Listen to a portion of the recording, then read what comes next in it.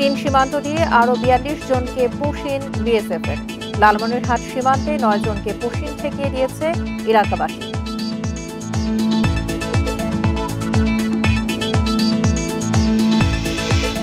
নিরপেক্ষ থাকলে অন্তর্বর্তী সরকারের অধীনেই ভোটে যাবে বিএনপি, দ্রুত পুলিশ ও প্রশাসন সংস্কারের তাগিদ নেতাদের।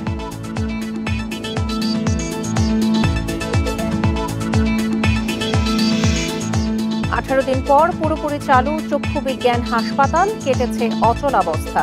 আন্তরিকতার সঙ্গে সেবা দিচ্ছেন নার্স চিকিৎসকরা।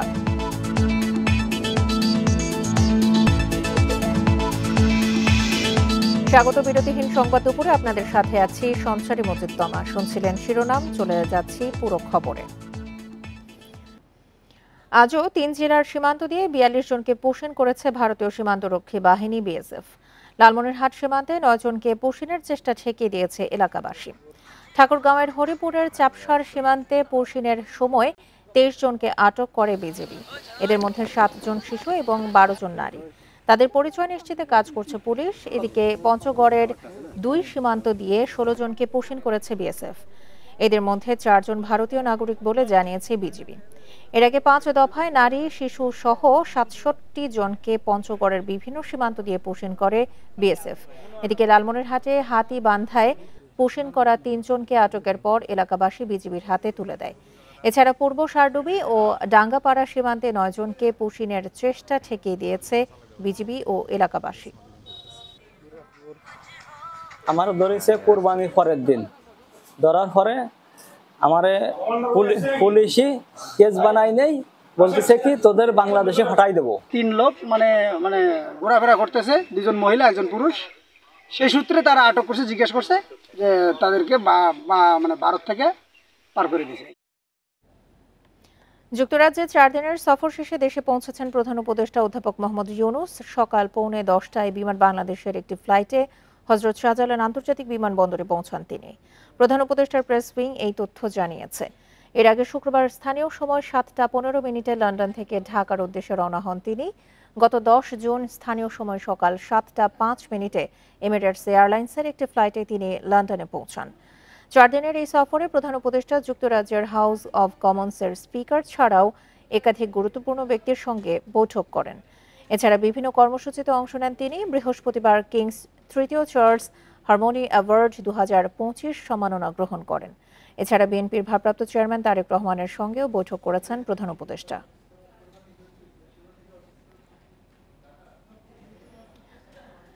নির্বাচনকালীন বা তত্ত্বাবধায়ক নামে আলাদা সরকার নয়, নিরপেক্ষ থাকলে অন্তর্বর্তী সরকারের অধীনেই ভোটে যাবে বিএনপি।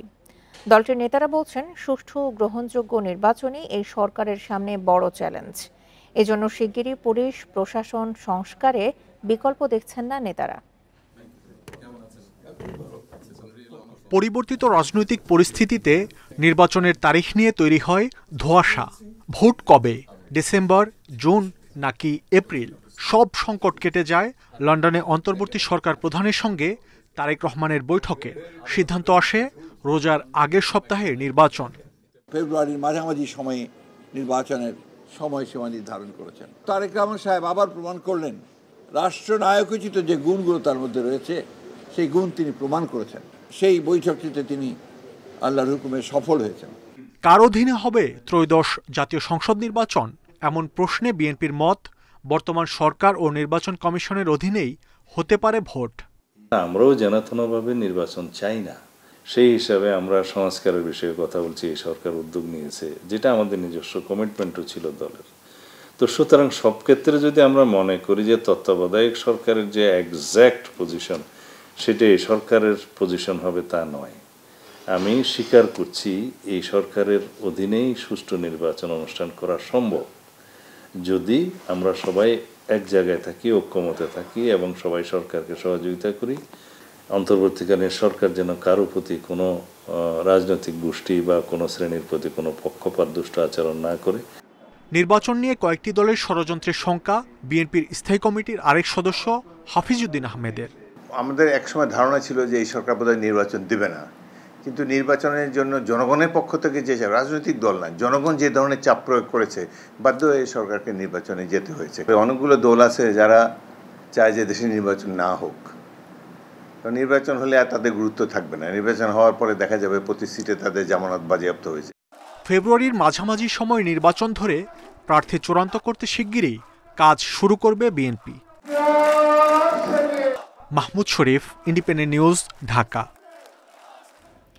মোতায়েন করা হয়েছে।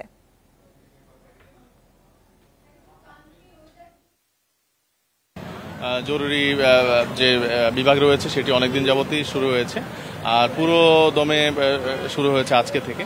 তো আমাদের কাছে হাসপাতাল কর্তৃপক্ষ বলেছেন যে আইন শৃঙ্খলা বিঘ্নিত হওয়ার তথ্য তাদের কাছে রয়েছে, সেজন্যই আমাদের এখানে আসা। এবং এ নিয়ে আরো জানাতে যোগ দিচ্ছেন আমাদের সহকর্মী তানভীর আহমেদ। তানভীর, হাসপাতালের সেবা কার্যক্রম তো পুরোপুরি চালু হয়ে গেছে, কিন্তু সকাল থেকেই তো আপনি সেখানে আছেন। কোনো রোগী কি অভিযোগ দায়ের করেছে? কোনো অসুবিধা হচ্ছে রোগীদের সেবা নিশ্চিত করতে?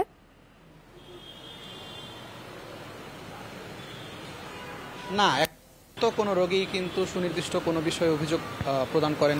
তারা আসলে যেটি জানিয়েছেন যে তারা স্বাভাবিকভাবেই কিন্তু সকাল থেকে চিকিৎসা নিয়েছেন এবং তাদের চিকিৎসার পাশাপাশি কিন্তু যে ঔষধ সরবরাহ, সেই ঔষধও কিন্তু তাদেরকে দেয়া হয়েছে। কাউকে কাউকে ভর্তি নেওয়া হয়েছে, পাশাপাশি অনেক রোগীকেই কিন্তু চিকিৎসা শেষে বাড়িতে পাঠানো হয়েছে। এবং এই জায়গাতে আসলে মূলত ভিড় কিন্তু জমা হয় একদম সকাল থেকে, এবং ভিড় কিন্তু থাকে একদম দুপুর পর্যন্ত। দুপুর 1টা থেকে 1টা 30-এর মধ্যে কিন্তু মূলত বহির্বিভাগ থেকে যে চিকিৎসা, সেই চিকিৎসা গ্রহণ করে রোগীরা কিন্তু চলে যায়। সেজন্য কিন্তু এখন অনেকটাই ফাঁকা রয়েছে হাসপাতালটি। এখন আসলে যেই ওয়ার্ডগুলো রয়েছে, ওয়ার্ডগুলোতে আবাসিক যে চিকিৎসা, সেই চিকিৎসা কিন্তু এবং এখানে কিন্তু অনেক রোগী আজকে ভর্তি হয়েছে, যেটি আসলে আশার বিষয়। এবং তার মানে কিন্তু বোঝা যায় যে এখানে কিন্তু সম্পূর্ণ স্বাভাবিকভাবেই চিকিৎসা সেবা চালু হয়েছে। আমরা কথা বলার চেষ্টা করেছিলাম ভারপ্রাপ্ত পরিচালক জানে আলমের সঙ্গে, জানার চেষ্টা করেছিলাম আসলে মূল সমস্যাগুলো কোথায় এবং এখন কোনো সমস্যা রয়েছে কিনা। তিনি যতটুকু বলেছেন যে চিকিৎসা সেবা সম্পূর্ণ স্বাভাবিকভাবে তারা চালু করেছে এবং এখন আসলে তেমন কোনো সমস্যা নেই, এবং সকল ডাক্তাররা উপস্থিত হয়েছেন এবং আন্তরিকতার সঙ্গে তারা চিকিৎসা দিচ্ছেন। এবং জুলাই যোদ্ধাদের সঙ্গে যে সমস্যা সৃষ্টি হয়েছিল, যে অনাকাঙ্ক্ষিত পরিবেশ সৃষ্টি হয়েছিল, সেই বিষয়ে আমরা জানার চেষ্টা করেছি। তিনি যেমনটি বলেছেন, তিনি খুব বেশি কিছু বলতে চাইনি এবং এই বিষয়ে, এবং তিনি যতটুকু বলেছেন যে জুলাই যোদ্ধাদের বিষয়ে যে সমস্যা, সেই বিষয়ে আসলে পুলিশ এবং নির্ধারিত যে মন্ত্রণালয়, সেই মন্ত্রণালয়ে আসলে জানানো হয়েছে এবং মন্ত্রণালয়ে সুনির্দিষ্ট যে অভিযোগ, সেই অভিযোগগুলো প্রদান করা হয়েছে এবং যা করার আসলে মন্ত্রণালয় এবং পুলিশ, আইন শৃঙ্খলা রক্ষাকারী বাহিনী তারাই করবে। এবং তিনি যেটি বলেছেন যে তার যে দায়িত্ব এবং চিকিৎসকদের যে দায়িত্ব, সেটি তারা সুন্দরভাবে পালন করার চেষ্টা করবেন। অবশেষে 18 দিন পর জাতীয় চক্ষু বিজ্ঞান ইনস্টিটিউটের সব ধরনের সেবা কার্যক্রম চালু হয়েছে। এই বিষয়ে বিস্তারিত তথ্য জানাচ্ছিলেন আমাদের সহকর্মী তানভীর আহমেদ। আপনারা দেখছেন বিরতিহীন সংবাদ দুপুর। সংবাদে অন্যান্য খবরের সাথে আরও যা থাকছে। ঈদের ছুটি শেষে কর্মস্থলে ফিরছে নগরবাসী। মহাসড়কে যানবাহনের ধীর গতি, রেল ও নৌপথে নির্বিঘ্ন যাত্রা।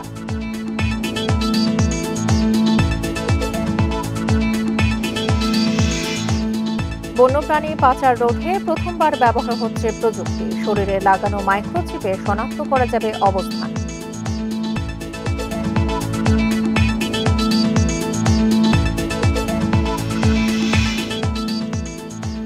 ঈদের ছুটি শেষে কর্মস্থলে ফিরতে শুরু করেছেন নগরবাসী। মহাসড়কে যাত্রীদের ভিড়ের পাশাপাশি রয়েছে যানবাহনের ধীর গতি। সড়ক ও নৌপথে ভোগান্তি না থাকায় নির্বিঘ্ন হয়েছে যাত্রা। সকাল থেকেই ঢাকা টাঙ্গাইল মহাসড়কের চন্দ্রা ও ঢাকা ময়মনসিংহ মহাসড়কের চান্দনা চৌরাস্তায় যানবাহন চলাচল স্বাভাবিক রয়েছে। অনেকটাই নির্বিঘ্নে কর্মস্থলে ফিরছেন মানুষ। ধীর গতিতে চলছে যানবাহন। সেই সাথে বাড়তি ভাড়ার অভিযোগ করেছেন অনেকেই। সাভারের আশুলিয়ার নবীনগর চন্দ্রা ও ঢাকা আরিচা মহাসড়ক দিয়ে কোনো রকম ভোগান্তি ছাড়াই যানবাহনগুলোকে রাজধানীতে প্রবেশ করতে দেখা গেছে। এদিকে যমুনা সেতুর উপর দুর্ঘটনা ও অতিরিক্ত যানবাহনের চাপে ঢাকা টাঙ্গাইল যমুনা সেতু মহাসড়কের উত্তরবঙ্গমুখী সড়কে অন্তত 25 কিলোমিটার এলাকা জুড়ে যানজট সৃষ্টি হয়েছে। এতে ভোগান্তিতে যাত্রীরা। এদিকে সকাল থেকেই পদ্মা সেতুর টোল প্লাজা দিয়ে দক্ষিণাঞ্চলের বিভিন্ন জেলা থেকে ঢাকায় আসছেন যাত্রীরা। এছাড়া দৌলতদিয়া পাটুরিয়া ফেরিঘাটে যাত্রী ও যানবাহনের চাপ বাড়লেও নেই ভোগান্তি।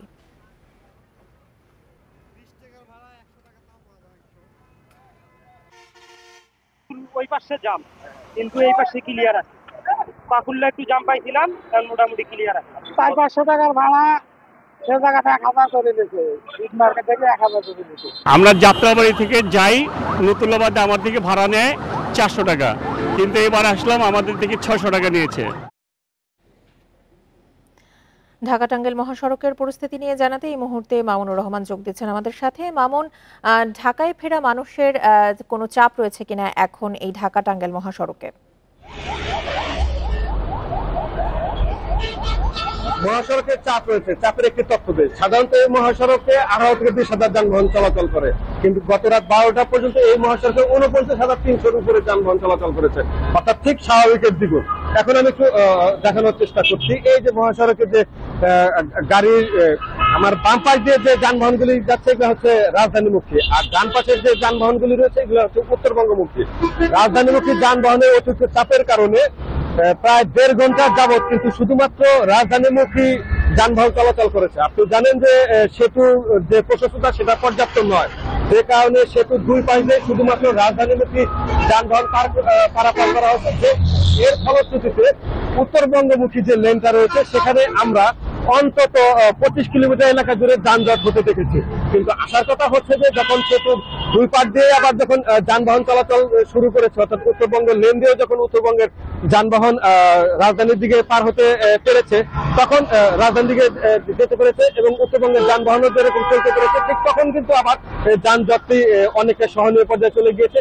এখন কিন্তু উত্তরবঙ্গগামী এবং রাজধানীমুখী দুমুখী যানবাহনই কিন্তু স্বাভাবিক গতিতে চলছে। কিছুক্ষণ আগেই কথা বলেছিলাম পুলিশের সাথে, তারা যেটা বলছে যে আগামী 1 থেকে 1.5 ঘন্টার মাঝে পুরো রাস্তাটি স্বাভাবিক হবে এবং ওই সময় যারা যানবাহন যেসব যানবাহন এই মহাসড়কে চলবে তারা নিশ্চিন্তে নির্বিঘ্নে কোনো প্রকার ভোগান্তি ছাড়াই যেতে পারবে। এবার বলি যানজটটি এবার হলো কেন। আপনি জানেন যে সেতুর পূর্ব পারে এবং পশ্চিম পারে দুই পারে রাস্তায় 4 লেন প্রকল্প পুরোপুরি উন্নত না হলেও 4 লেনের যে সুবিধা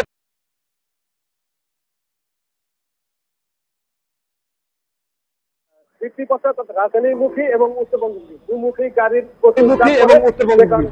গাড়ির প্রচুর চাপ পড়ে, যে কারণে যানজটের সৃষ্টি হয়। এখন পরিবহন বিশেষজ্ঞরা এবং ট্রাফিকের অনেকেই বলছে যমুনা সেতুর উপরে যে রেল ট্র্যাকটি ছিল সেটি যদি সরিয়ে সেতুর প্রশস্ততা বাড়ানো যায় তাহলে এই যান চলাচল অনেকটা সহনীয় হবে বলে তারা মনে করছে এবং এ বিষয়ে দ্রুত পদক্ষেপ নিতে বলছে। তা না হলে এই মহাসড়কে বা এই সেতুর উপরে যে যানজটের চিত্রটি আমরা গত 15 বছর যাবত দেখছি সেটা কিন্তু নিরসন হবে না বলে তারা মনে করছে।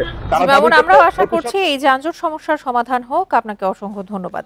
ঢাকা টাঙ্গাইল মহাসড়কের সবশেষ পরিস্থিতি নিয়ে জানাচ্ছিলেন আমাদের সহকর্মী মামুনুর রহমান। দিনাজপুরের ঘোড়াঘাটে সড়ক দুর্ঘটনায় প্রাণ গেল 5 জনের। পঞ্চগড় থেকে ঢাকাগামী নাবিল পরিবহনের একটি বাস রাস্তার পাশে বিকল ট্রাকে ধাক্কা দিলে এই দুর্ঘটনা ঘটে। নিহতদের মধ্যে এখন পর্যন্ত 3 জনের পরিচয় পাওয়া গেছে। তাদের মধ্যে আছেন এক সেনা সদস্য। বাকি 2 জনের পরিচয় জানা যায়নি। পঞ্চগড় থেকে যাত্রী নিয়ে ঢাকা যাচ্ছিল নাবিল পরিবহনের বাসটি। শনিবার ভোর 4টার দিকে দিনাজপুরের ঘোড়াঘাটের নূরজাহানপুর এলাকায় ধাক্কা দেয় রাস্তার পাশে বিকল একটি ট্রাককে। পরে নিয়ন্ত্রণ হারিয়ে বাসটি ধাক্কা দেয় পাশে দাঁড়িয়ে থাকা আরেকটি বালুর ট্রাককে।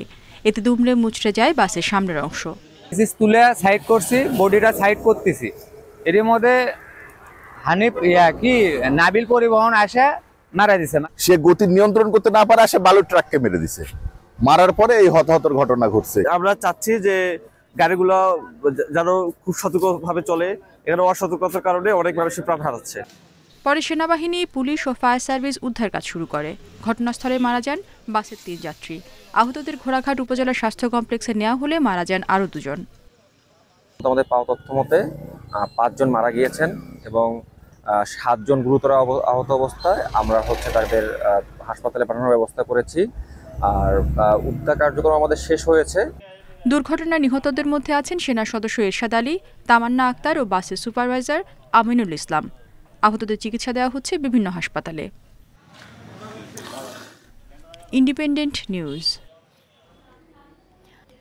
টানা 10 দিনের ঈদের ছুটির পর ঢাকায় ফিরছেন নগরবাসী। সকাল থেকেই কমলাপুর রেল স্টেশনে দেখা গেছে যাত্রীদের ভিড়। উত্তরবঙ্গ থেকে ছেড়ে আসা বুড়িমারি, রংপুর এবং একতা এক্সপ্রেস প্ল্যাটফর্মে এসেছে দেরিতে। বেশিরভাগ ট্রেনই ছিল উপচে পড়া ভিড়। অনেক ট্রেনের বগিতেই আসনের বাইরেও যাত্রী ওঠার অভিযোগ ছিল। অনেকেই টিকিট কাটার পরও আসন না পাওয়ার অভিযোগ করেছেন। এদিকে যারা ঈদে ছুটি পাননি তারা এখন ট্রেনে করে বিভিন্ন গন্তব্যে যাচ্ছেন।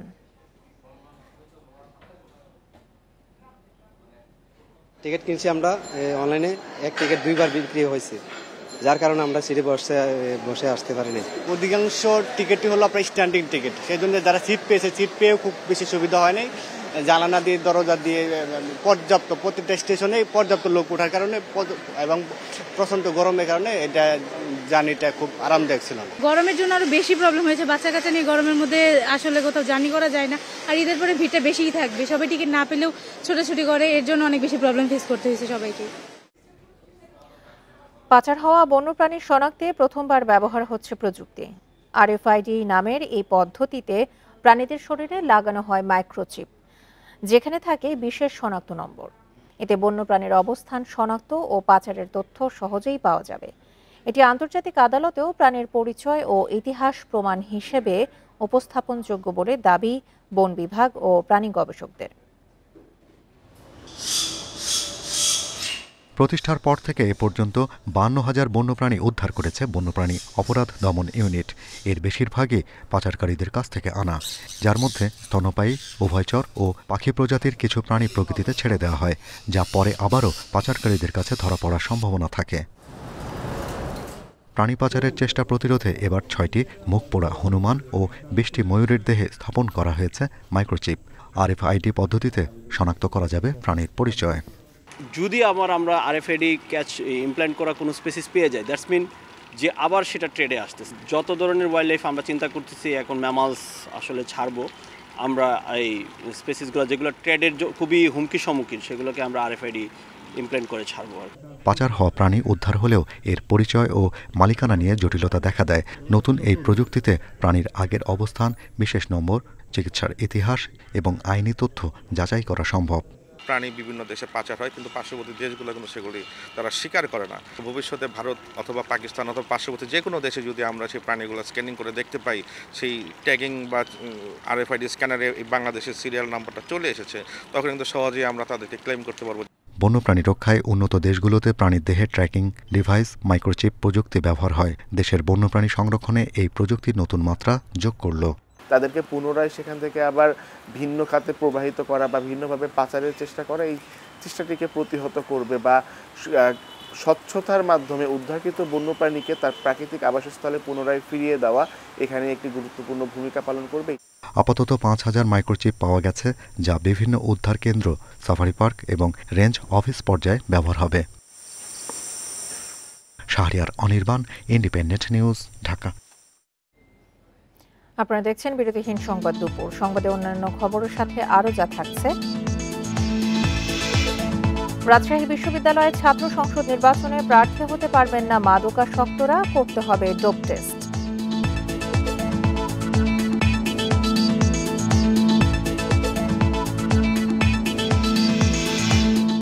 দেশের জন্য খেলেও নিজ খরচেই ইতালিতে ফিরতে হলো আব্দুল কাদিরকে, পাননি বাফুফের সহায়তা।